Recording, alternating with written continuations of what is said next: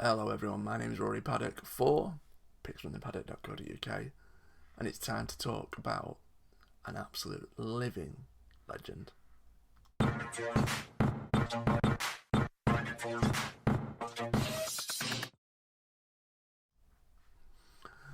As mentioned, folks, we are going to be discussing an absolute living legend, and if you don't know this horse behind me, he goes by the name of Stradivarius.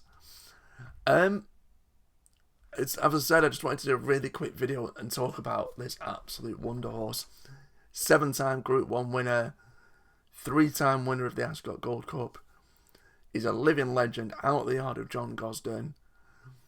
Had an unbelievable career, but could it possibly be tarnished by Connection's current decisions?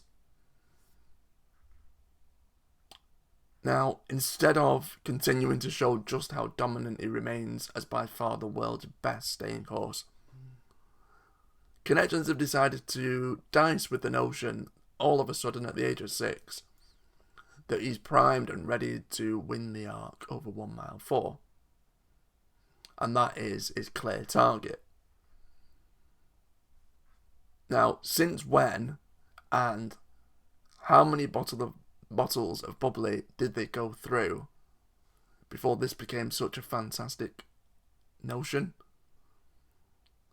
A third in the Coronation Cup and a second in what can only be described as a piss poor Prix-Foy.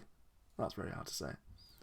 Where you could have probably had a half decent handicapper finish third, and now apparently and suddenly he's got a real shot against the likes of Enable and Love.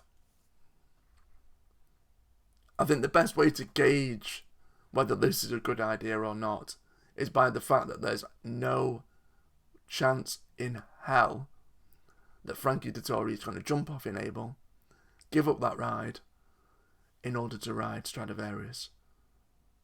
Surely he doesn't climb aboard Stradivarius. Now, I think what's also a good idea is to look at the horse's form and deal purely in facts. So, with that in mind, here's the form of Stradivarius.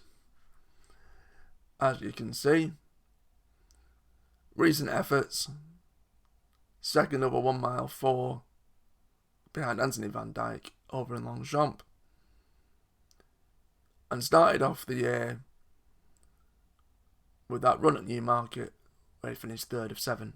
Now, sandwiched in between those, he's back to his best staying trips as the best stayer around, and has been for years.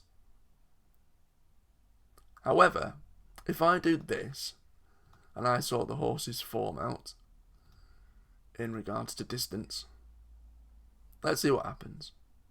So you can see at the top there, the horse lost its maiden tag over a mile.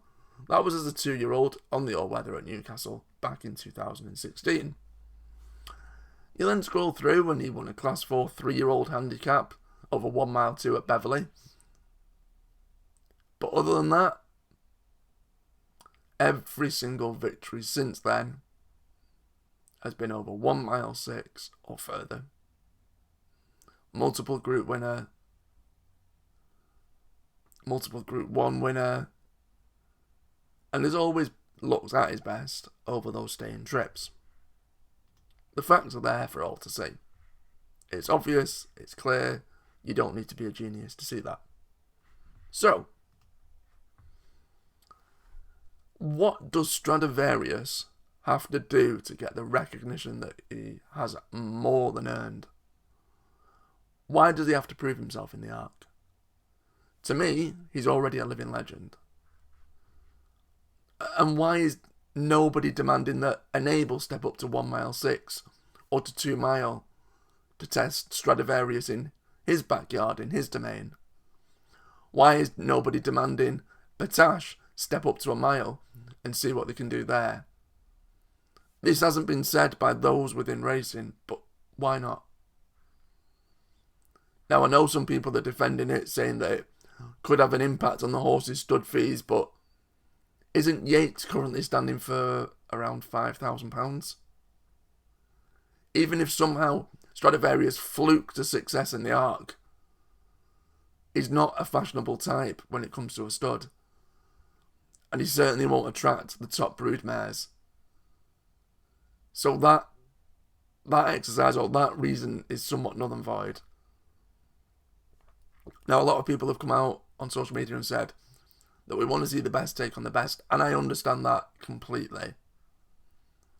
But the same people who come out with this rhetoric have been absent from their criticism of Enable, taking on some absolute no-hopers on the all-weather. They've been absent when the likes of Magical and Love and Enable have avoided each other all season. They've not said a word. Now, I remember not too long ago, it was built that Frankel and Black Caviar should take each other on. And people were demanding that Winx come to the UK to take on the best of Europe, only for those same voices within racing to come out and say, we need to just appreciate the horses for who they are. But why can't we in this case? All in all, I feel sorry for the horse. In my eyes, personally, I think a serious argument can be made to say that Stradivarius is a better stayer on his day and has achieved more than Yates. 7-time Group 1 winner, who's a 3-time Ascot Gold Cup winner, and who's been criminally undervalued. I mean, how he didn't win Horse of the Year the year that Roaring Lion did is beyond me and is a bit of a joke, but that's by the by. Throwing the horse into a race he's really unlikely to win. I mean, he's never won over 1 mile 4. I just think could tarnish his legacy. And to see such a superstar messed about with just seems a bit unfair. He has absolutely nothing to prove. Now, I also understand it's the owner's choice. He pays the money, he pays the bills, so he makes the decisions. But I see literally zero to gain from going this route. There seems to be an obsession with running certain horses over the wrong trips. Look at Altior last year. Everyone was clamouring for Altior to go to the King George. I just feel you can't have your cake and eat it. I'm not going to tell an owner what he should or shouldn't do with his horse, but the people defending it seem to smack of hypocrisy. You don't slate Mo Farah or Usain Bolt for what they've achieved in their great sporting careers, because neither of them dared to run over a longer or shorter trip respectively. All I ask is that you just be consistent with what you say when defending this move by Connections, and remember to call it out when we see horses avoid each other. The one thing I can give them is that they're at least got the balls and they're daring to do it, no matter how crazy I think it is. Whereas unlike some who seem to be immune from critique. I'd love to know your comments and your thoughts, so pop them below this video. Let's have a chat. I've been Rory Paddock for picksfromthepaddock.co.uk.